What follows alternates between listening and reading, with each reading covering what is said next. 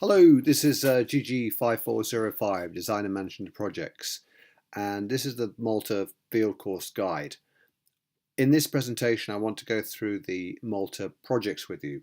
I'll let you read the guide itself in a bit more detail for yourself. You can see the dates when the field trip's going to run, the staff, myself, Gavin Gilmore, Debbie Humphrey and Mary Kelly. And then we go through some of the contents, essential information, clothing risk assessment, professionalism, the itinerary, research ethics, staff director days. But what I want to spend some time doing now is going over the project-based days with you to give you a heads up on what the projects are about and the work you're going to need to do before you go to Malta and whilst in Malta to complete these projects. So let's zip through the guide to section 8 when we get to the projects themselves. So I say take your time to read the rest of the guide and get familiar with that. We'll go through it closer to the time, but the projects start now, so that's really where I want to start. Okay, so here we go, the project-based days. 3 of the days in Malta you're going to be spent doing the project work. They'll follow the staff-led days, but it's important to put field work into context, and that whenever we do field work, we prepare for the field trip that we're going to do. We make sure that we understand exactly the research we're going to undertake, and we undertake our preparatory work beforehand. That involves defining the aims and objectives of the research, and it involves doing the background reading, so we have a thorough academic context of what we're trying to do. The project is going to be therefore in 2 parts, and what you'll do is you'll learn from the feedback you receive from the first part and put that feedback into the second. I've given you 8 topics to choose from, and hopefully there's something here from everybody. We're going to put you into groups of 4 for each of those topics.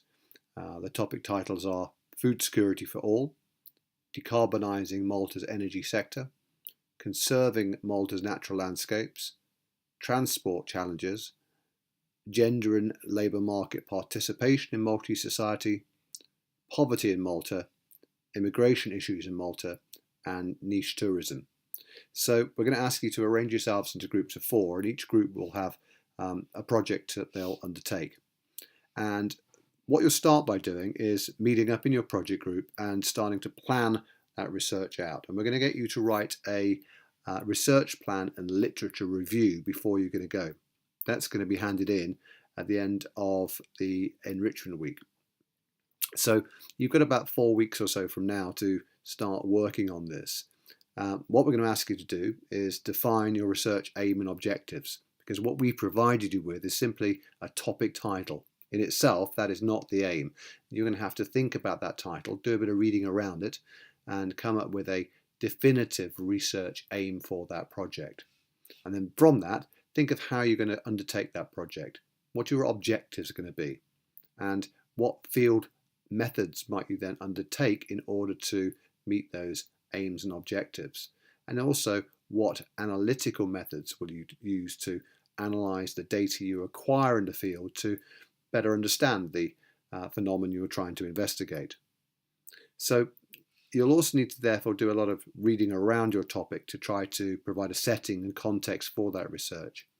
You'll need to go and read academic materials to kind of work out the theory and the context around the topics. So let's say you're investigating immigration in Malta.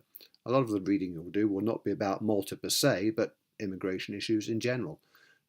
Immigration issues perhaps within the European Union, and then probably contextualize that down to the Malta level. So there's kind of a nested approach with all of these projects, starting big, working from the whole, moving to the part.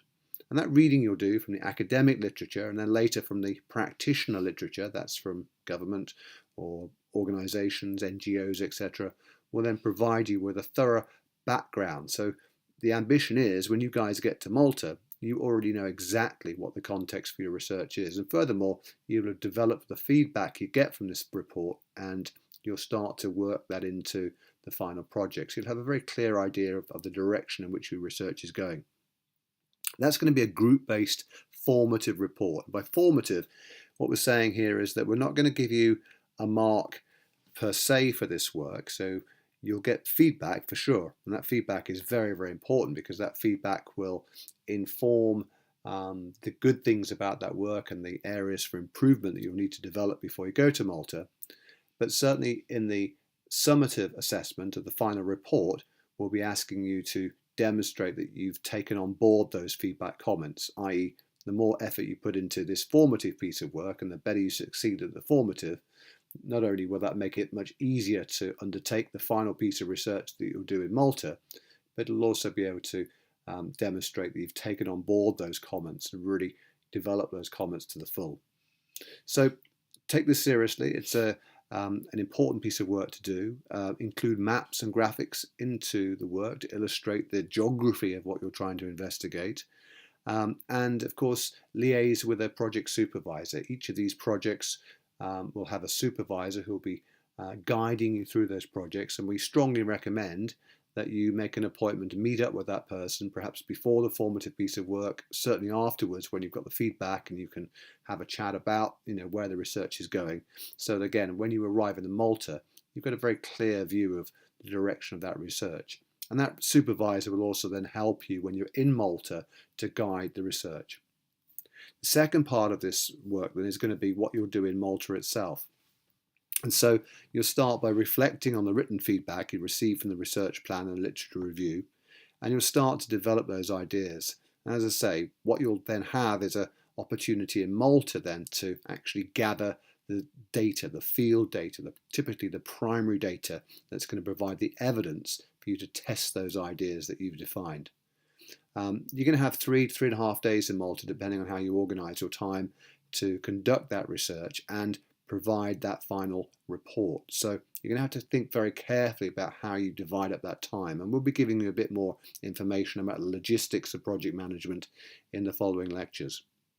The final report will be 6,000 words in total length, excluding references and graphics, but considering there are 4 of you working on this, that shouldn't be too much of a challenge.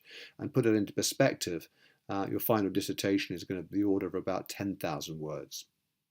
The geographic extent of your work will be Gozo and Camino, as well as the main island of Malta. It's your choice where you choose to do the research when you get to Malta. And you'll discover, of course, that you'll be able to travel around very easily when you're there. Where we're staying is very central and accessible to most of the places. And we then go on to provide details in the guide as to the format of that final report. And we'll have time to go over this before and during the field trip in Malta itself to give you further details about this. So take some time to read that through and go through that. And finally, the assessment criteria. That's the assessment criteria for the final report. But if you go onto Canvas and you go to assignments, you'll see that the terms of reference and the assessment brief and criteria are provided for both of these pieces of work, both the formative you do before Malta and the summative you do afterwards. Okay, so what do I need you to do now? Well, obviously think about the projects themselves. Think about what project you're interested in, and I need you all then to sign up for a project. I'm going to put a note up on my office door. Old-fashioned list, sign up. Once there are 4 names, that project group is then full. And I'm going to give you just a couple of days. I'll define that in the lecture to actually write those names up. And then what we'll then use is Canvas to create a subgroup for each individual topic. So you'll find out each group then has its own little project space.